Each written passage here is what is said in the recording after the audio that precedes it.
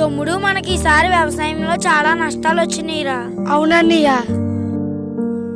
తమ్ముడు, మనం వ్యవసాయం కోసం ఇంటిని కూడా తాకట్టు పెట్టాం. అవునన్నయ్య, రేపే ఫైనాన్స్ వాళ్ళు వస్తారు.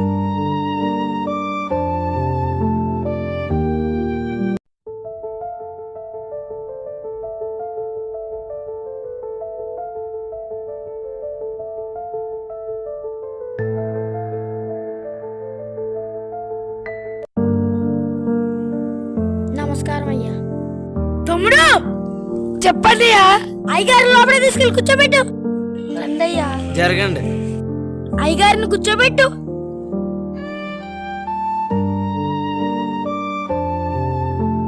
కూర్చోండి. ఏంటండి కింద కూర్చోబెడుతున్నారు? తమ్ముడు, పక్కింటికి వెళ్ళి కుర్చీ తీసుకురా. సరే అన్నయ్య. ఇవన్నీ మాకు వద్దండి, మా డబ్బులు మాకు ఇచ్చిన మేము వెళ్ళిపోతాం. అయ్యా అయ్యా, అలా అంటే అలా అయ్యా. రేపటిలోగా మీకు డబ్బులు తిరిగి ఇచ్చేస్తాం. రేపు లోగల మా డబ్బులు ఇవ్వకపోతే మేము ఏం చేయాలో చేస్తాం. అలాగేనయ్యా.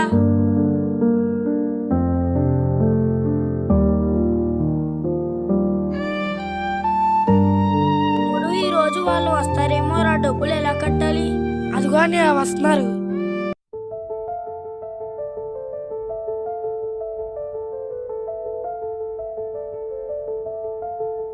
నమస్కారం అయ్యా. నమస్కారం అయ్యా. నమస్కారం. డబ్బులు వేయండి. అంటే అయ్యా, అది డబ్బులు ఎప్పుడు ఇస్తావురా?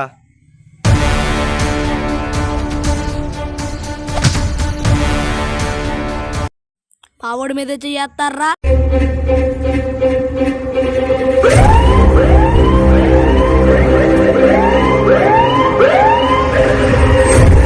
భయమేస్తుందన్నయ్య. నువ్వు భయపడకు తమ్ముడు. నీ ఒంటి మీద చెయ్యేస్తే ఒక్కొక్కటి చెయ్యి నరికేస్తా.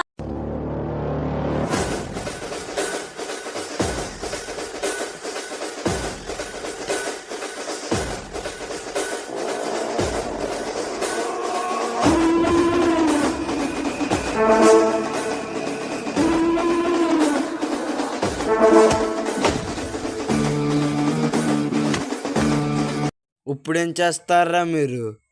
నా కొడకల్లారా, మా తమ్ముడు ఒంటి మీద చెయ్యి చేసి చూడండి. ఒక్కొక్కడికి ఎముకలు ఇరిగిపోతాయి.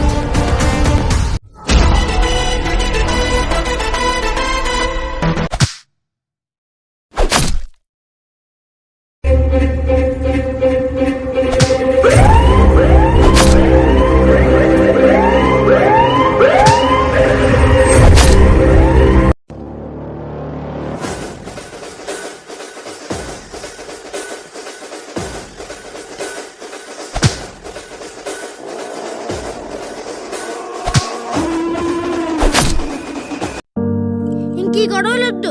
మా డబ్బులు మాకు ఇచ్చేయండి. సరే, రేపు రండి, మీ డబ్బులు మీకు ఇచ్చేస్తాం.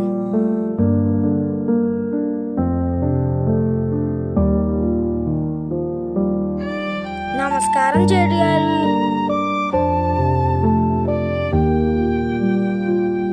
నమస్కారం, కూర్చోండి. మీరు వచ్చిన పని ఏమిటి? మాకు 1,00,000 రూపాయలు కావాలండి. మళ్ళీ మీకు 2 నెలల్లో తిరిగి ఇచ్చేస్తాం.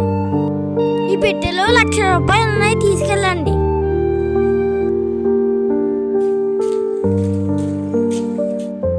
తమ్ముడు, మనకు మన సేటు గారు ఎంతో మేలు చేశారు. ఆయన దయ వల్ల రేపటి నుంచి మనకు వాళ్ళ గొడవ ఉండదు.